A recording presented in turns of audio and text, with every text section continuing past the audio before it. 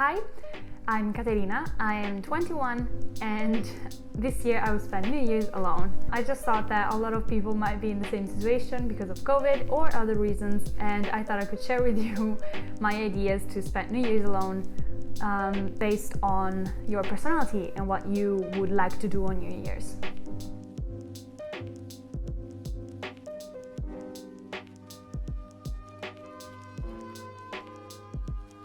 I've actually spent New Year's alone before because I don't really like New Year's.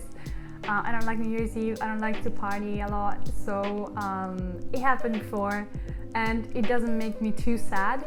But I know that a lot of people might have different approaches to New Year's. They might like to go out and see friends and party and all of that. So I thought this might be helpful for someone who is pretty bummed out that they have to spend New Year's alone.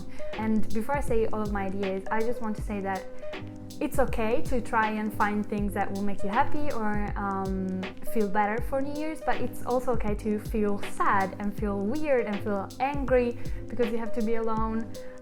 It's okay if you feel like you want to cry all night. If you feel like that, accept that and don't fight it. It's okay to be sad sometimes, and it's a very weird period of time and it's hard on a lot of people. Just try to be true to yourself. So if you feel like you want to be sad, but if you feel like you want to try out some stuff to feel better on New Year's, these are my ideas. So the first thing I thought about was for people who really like New Year's for the parties and being with a lot of people and being with a crowd.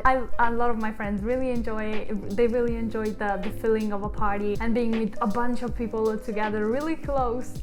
And for some people that's what New Year's is about, and of course this year it's not gonna be that way, and there isn't really a lot you can do to get that feeling back. So what I thought for people who might feel this way but they are forced to be alone this year is to try and appreciate stuff that you might only be able to do alone. Maybe order from a restaurant that you love but all of your friends hate, or maybe put some music on that you really like but all of your friends hate or no one you know likes, and just dance to that and enjoy something that you really like. Or watch a movie that you've seen so many times but you just want to see it again because it's your favorite movie.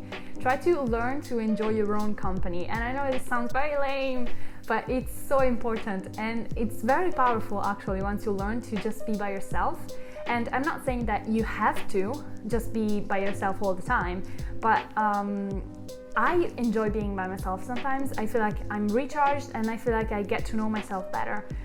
So maybe if you really miss being with people, try to appreciate that you're by yourself this time and do something for yourself that you might not be able to do when other people are around. The second group I thought of was people who really like to be close to other people, and I don't mean physically but mentally. So maybe spending quality time with people and connecting with other friends or family. And it's hard to be away from friends and family, especially during the holidays. So something I thought for people who might feel this way is you might want to maybe call them. That's easy. Try to call them and talk to them, have a conversation with them. Maybe try writing some letters to the people you care about. And you'll be by yourself, but this will make you feel very close to them. Maybe express something that you've wanted to say for a while, but you never had the chance to. Maybe, I don't know, go through some pictures or make a present, a DIY gift to someone you care about.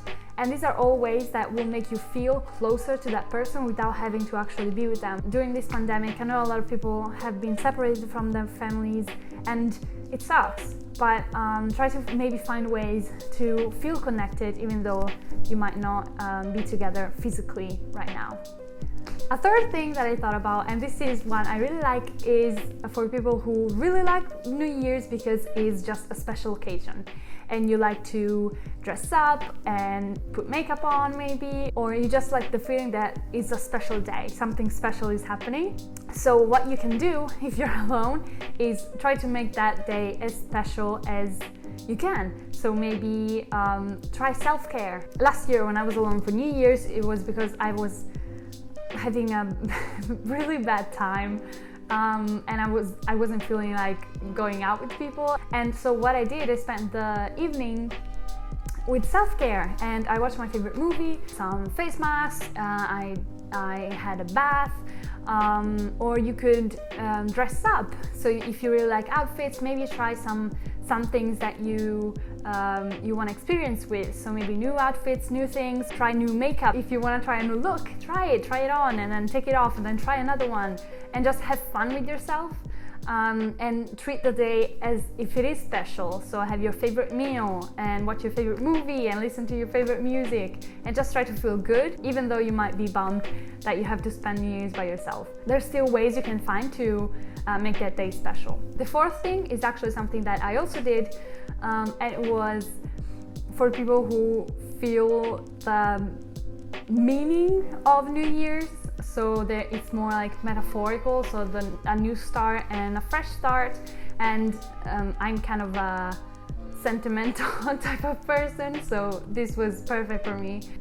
Think of your next year goals, or maybe reflect on the past year. So what went wrong, what was good, what was bad, how you grew, some challenges that you had to face. I think a moment of self-discovery and reflection might be a good thing after this crazy, intense year. So maybe take that time of you being alone and think about all of this. I actually like to write things that I can look back on. For example, I wrote something last year and I haven't read it since, so I probably will read it again this year and write something for me next year.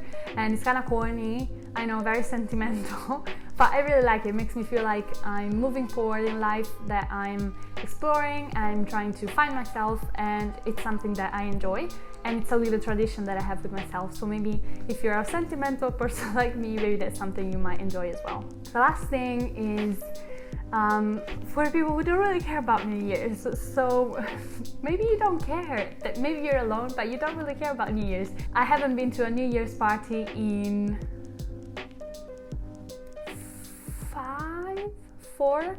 4 years. I don't like it. I don't really care. I like being with my friends, and I was with some of my friends for some New Year's, but it was never a big party. It's just not what I like to do, and there's nothing wrong with wanting to do parties, of course. So if you are someone who is alone for New Year's but doesn't really care, you don't really feel like doing anything special, that's okay too. Take this time and do something productive that you wanted to do for a while. Maybe deep clean your kitchen, I don't know. Like if there's something that you have wanted to do for a while and you feel like this is, you don't know what to do on New Year's, but you don't really want to do anything special, do that. Find something that you need to do and do it. Be productive, and that's probably gonna make you feel good about yourself. It's always good to be productive. I think the most important thing to remember is that no one is alone. Even if you feel very lonely, remember that a lot of people are in your same situation. If you feel like you're struggling, maybe try to find other people who are in your same situation, or talk to friends, talk to family. And I know it's hard to be alone sometimes, but try to stay safe. It's still a critical moment. I know it's not fun to not see a lot of people, but that's what we need to do right now. And if we all come together and do it, we can have amazing parties next year, hopefully. So if everyone does their part, it will be much better next year, and everyone will go back to doing whatever they love to do.